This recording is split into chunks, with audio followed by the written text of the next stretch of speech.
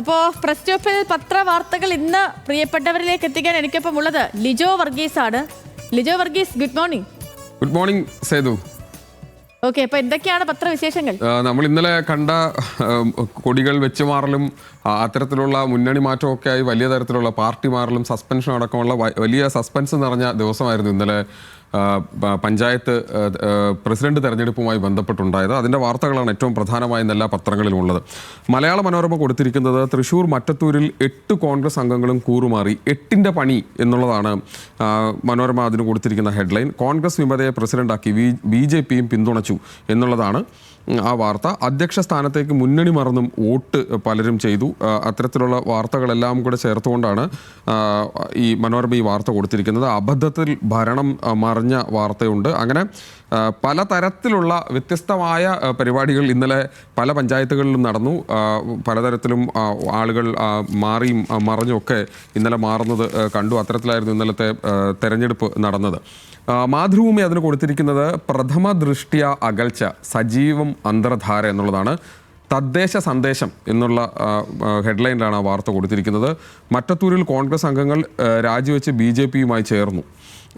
റാഡിക്കലായൊരു മാറ്റമല്ല എന്നാണ് പറയുന്നത്. വേഷങ്ങൾ ജന്മങ്ങൾ, വേഷം മാറാൻ നിമിഷങ്ങൾ, നീ വിമതനല്ല സമ്മതൻ എന്നൊക്കെ തുടങ്ങിയിട്ടുള്ള കാർട്ടൂണുകളൊക്കെ ചേർത്ത് വെച്ചുകൊണ്ടാണ് അത്തരത്തിൽ ആ വാർത്തയെ അവർ കൈകാര്യം ചെയ്തിരിക്കുന്നത്. അങ്ങനെ മാതൃഭൂമിയും ഈ വാർത്ത തന്നെയാണ് ഇന്ന് പ്രധാന വാർത്ത ആയി നൽകിയിരിക്കുന്നത്. ദേശാഭിമാനിയിൽ അത് കുറെ കൂടി രൂക്ഷമായാണ് ആ വാർത്ത റിപ്പോർട്ട് ചെയ്തിരിക്കുന്നത്. അതിങ്ങനെയാണ്: കോൺഗ്രസ് BJPയുമായി താമര കൈമാറ്റം എന്നുള്ളതാണ് കൊടുത്തിരിക്കുന്നത്. മറ്റത്തൂർ മാറ്റം എന്ന് പറഞ്ഞുകൊണ്ട് മത്സരിക്കുമ്പോൾ എന്തായിരുന്നു എന്നുള്ളൊരു ചിത്രമുണ്ട്. അവിടെ ഒരു കൈപ്പത്തിയുടെ ചിഹ്നം കാണാം. ജയിച്ചപ്പോൾ എന്തായെന്നുള്ളൊരു താമരയുടെ ചിത്രവും കാണാം. അത്തരത്തിലാണ് അത് കൊടുത്തിരിക്കുന്നത്. തെരഞ്ഞെടുപ്പ് ഫലം LDF 10, UDF 8, BJP 4, സ്വതന്ത്രർ 2. കൂടുമാറ്റത്തിന് ശേഷം LDF 10, UDF 0, BJP 12, സ്വതന്ത്രർ 2. അതായത് 4 BJP 12 സീറ്റായി മാറുന്ന കാഴ്ചയാണ് മറ്റത്തൂരിൽ ഉണ്ടായതെന്നുള്ളതാണ് ദേശാഭിമാനി പത്രത്തിൽ ഇന്ന് ആ വാർത്ത റിപ്പോർട്ട് ചെയ്തുകൊണ്ട് പറഞ്ഞിരിക്കുന്നത്. മറ്റ് ചില വാർത്തകളിലേക്ക് കൂടി പോയാൽ, മറ്റ് വാർത്തകൾ വരുമ്പോൾ അതിൽ മാധ്യമം പത്രത്തിൽ ഇന്ന് ഒന്നാം വാർത്തയായി കൊടുത്തിരിക്കുന്നത് SIR പ്രക്രിയയിൽ കമ്മീഷന്റെ ദുരൂഹ ഇടപെടൽ എന്നുള്ളതാണ്. പരാതിയുമായി ബംഗാൾ സിവിൽ സർവീസ് അസോസിയേഷൻ എന്നുള്ള വാർത്തയാണ് കൊടുത്തിരിക്കുന്നത്. ഈ സംശയമുള്ള അപേക്ഷകളിൽ നിന്ന് നോട്ടീസ് അയക്കാൻ EROമാർക്ക് മാത്രമുള്ള നിയമപരമായ അവകാശത്തെ മറികടന്ന് ഒരു സംവിധാനത്തിലേക്ക് പോകുന്നു. SIRലെ കരട് പട്ടിക പുറത്തിറക്കിയ ശേഷം സംശയമുള്ള ലക്ഷക്കണക്കിന് അപേക്ഷകളിൽ ഇലക്ട്രൽ രജിസ്ട്രേഷൻ ഓഫീസർമാർക്ക് ഹിയറിംഗ് നടത്താനുള്ള നടപടികളിലേക്ക് കടക്കാനിരിക്കുകയാണ്. അവർ പോലും അറിയാതെ അവിടെ നിന്ന് കൂടുതൽ ആളുകളെ വെട്ടിമാറ്റിയിരിക്കുന്നു എന്നുള്ള ഗുരുതരമായൊരു ആരോപണമാണ് തെരഞ്ഞെടുപ്പ് കമ്മീഷന് നേരെ ബംഗാളിൽ നിന്നുള്ള സിവിൽ സർവീസ് അസോസിയേഷൻ ഉന്നയിച്ചിരിക്കുന്നത്. അതുമായി ബന്ധപ്പെട്ട വലിയ തരത്തിലുള്ള പ്രശ്നങ്ങൾ അവിടെ നിൽക്കുന്നു. ഈ SIRമായി ബന്ധപ്പെട്ട് മറ്റു പത്രങ്ങളിലും വാർത്തകൾ ഇന്നുണ്ട് എന്നുള്ളതാണ് മറ്റൊരു കാര്യം. ജനയുഗം പത്രത്തിൽ ആ വാർത്ത കൊടുത്തിരിക്കുന്നത് SIR അർഹരായവരുടെ പേര് ചേർക്കാൻ നടപടിയുമായി സർക്കാർ എന്നുള്ളതാണ്. അത് കേരളത്തിലെ വാർത്തയാണ്. തീവ്ര വോട്ടർ പട്ടിക പരിഷ്കരണത്തിന്റെ ഭാഗമായി തെരഞ്ഞെടുപ്പ് കമ്മീഷൻ പ്രസിദ്ധീകരിച്ച കരട് പട്ടികയിൽ ഉൾപ്പെടുത്താത്ത അർഹരായവരുടെ പേര് ചേർക്കുന്നതിന് നടപടികളുമായി സംസ്ഥാന സർക്കാർ വില്ലേജ് ഓഫീസുകളോട് ചേർന്ന് ഹെൽപ്പ് ഡെസ്കുകൾ തുടങ്ങാനാണ് തീരുമാനം എന്നുള്ളതാണ് ഇന്ന് ജനയുഗം പത്രം ആ വാർത്ത ആ തരത്തിൽ റിപ്പോർട്ട് ചെയ്യുന്നത്. കേരളത്തിൽ കുറേ കാലങ്ങളായി നമ്മൾ ഇന്നലെയും ഒക്കെ പറയുന്ന ഏറ്റവും പ്രധാനപ്പെട്ട വാർത്തകളിൽ ഒന്നായി ഇപ്പോഴുമുള്ള സ്വർണ്ണക്കൊള്ളയിലെ വാർത്തയാണ്. സ്വർണ്ണക്കൊള്ളയിലെ സ്രാവുകളെ വലയിലാക്കാൻ SIT. D മണിയുടെ കൂട്ടാളിക്ക് പോറ്റിയുടെ വിളിയുണ്ട് എന്നുള്ളതാണ്. കള്ളം പറഞ്ഞു മണി കുടുങ്ങി, വേട്ടയാടലാണെന്ന് കരഞ്ഞു പറഞ്ഞു മണി എന്നടക്കമുള്ള വാർത്തകൾ വെച്ചുകൊണ്ടാണ് കേരള കൗമുദിയുടെ 1ാം പേജിൽ തന്നെ ആ വാർത്ത ഇന്ന് അവർ നൽകിയിട്ടുണ്ട്.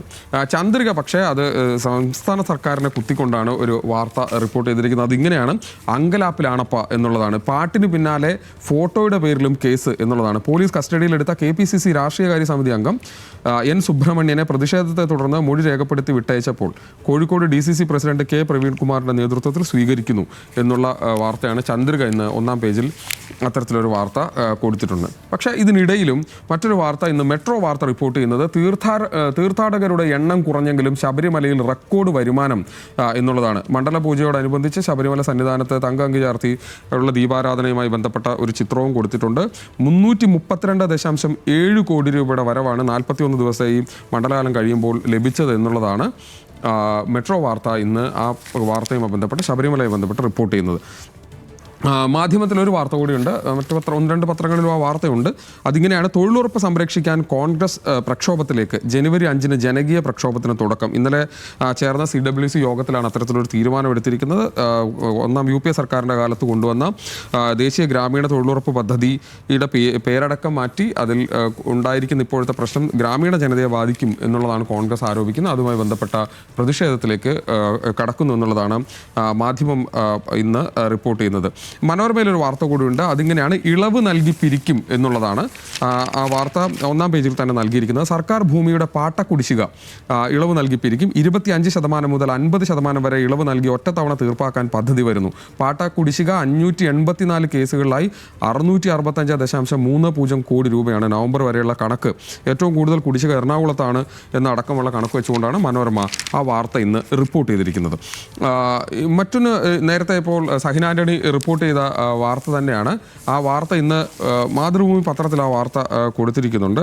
ലിജിഷ എൻ ശ്രീജിത്ത് എന്ന RPF ഉദ്യോഗസ്ഥയാണ് ഇന്നലെ ട്രെയിനിൽ നിന്ന് വീണ യാത്രക്കാരൻ്റെ ജീവൻ രക്ഷിച്ചത്. ജീവൻ്റെ കരം നീട്ടി ലിജിഷ എന്ന പേരിൽ ആ വാർത്ത ഇന്ന് കൊടുത്തിട്ടുണ്ട്. ആരാണ് ലിജിഷ എന്ന ഈ ചിത്രം നോക്കിയാൽ കുറേ കൂടി വ്യക്തതയോട് കിടും. അവിടെ പുറംതിരിഞ്ഞ് നിന്ന് ഒരാളെ രക്ഷിക്കുന്ന ലിജിഷയെ ഇവിടെ ലിജിഷ എൻ ശ്രീജിത്തിൻ്റെ മുഖം കൂടി നമുക്ക് കാണാവുന്ന തരത്തിൽ ഇന്ന് മാതൃഭൂമി ആ വാർത്ത റിപ്പോർട്ട് ചെയ്തിട്ടുണ്ട്. മറ്റൊരു വാർത്തയുള്ളത് മംഗളം പത്രത്തിലാണ്. അത് ഈ പോലീസുമായി ബന്ധപ്പെട്ട് മറ്റൊരു വാർത്തയാണ്. നെടുങ്കണ്ടം കൊലപാതകം, പ്രതികളെ കുടുക്കിയത് കാട്ടാനക്കൂട്ടം എന്നുള്ളതാണ്. ഭോജൻ എസ്റ്റേറ്റിൽ പിതൃ സഹോദരനെ വെട്ടിക്കൊലപ്പെടുത്തിയ കേസിലെ പ്രതികളുടെ അറസ്റ്റ് രേഖപ്പെടുത്തി. തമിഴ്നാട് സ്വദേശികളും ഇരട്ട സഹോദരന്മാരുമായ ഭുവനേശ്വരനെയും വിഘ്നേഷിനെയും ആണ് പിടികൂടാൻ സഹായിച്ചത് കാട്ടാനക്കൂട്ടം. കാട്ടിലേക്ക് പദ്ധതി നടപ്പിലാക്കി കൊലപാതകം നടത്തി കാട്ടിലേക്ക് രക്ഷപ്പെട്ടു. കാട്ടിലൂടെ തമിഴ്നാട്ടിലേക്ക് കടക്കാനായിരുന്നു പദ്ധതി. തമിഴ്നാട് വനമേഖലയിലൂടെ തേവാരത്തേക്ക് കടക്കാൻ ശ്രമിച്ചെങ്കിലും വഴിയിൽ കാട്ടാനകളെ കണ്ടതോടെ മുന്നോട്ട് പോകാനായില്ല. അപ്പോഴേക്കും പോലീസുകാരും നാട്ടുകാരും വന്ന് പിടിച്ചു. അങ്ങനെ കാട്ടാനക്കൂട്ടം 2 കൊലപാതകങ്ങളെ പിടിച്ച കഥയാണ് ഇന്ന് മംഗളം പത്രത്തിൽ ഒന്നാം പേജിൽ അത്തരത്തിലൊരു വാർത്ത റിപ്പോർട്ട് ചെയ്തിട്ടുണ്ട്. വീക്ഷണം പത്രത്തിലൊരു വാർത്ത, അത് കോൺഗ്രസുമായി ബന്ധപ്പെട്ടാണ്. കോൺഗ്രസ് സ്ഥാപക ദിനാഘോഷം ഇന്ന് നടക്കും എന്നുള്ളതാണ്.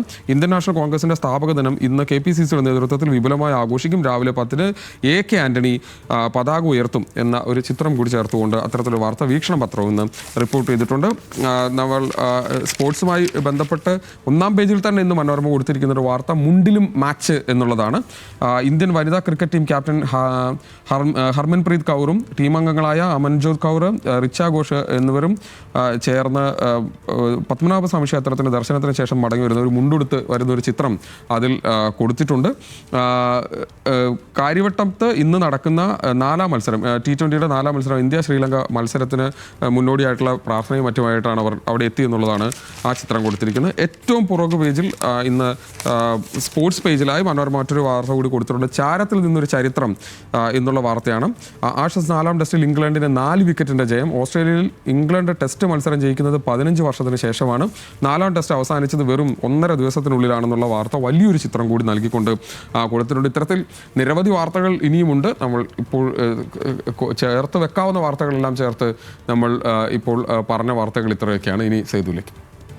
ഓക്കെ ലിജോ, ശരി.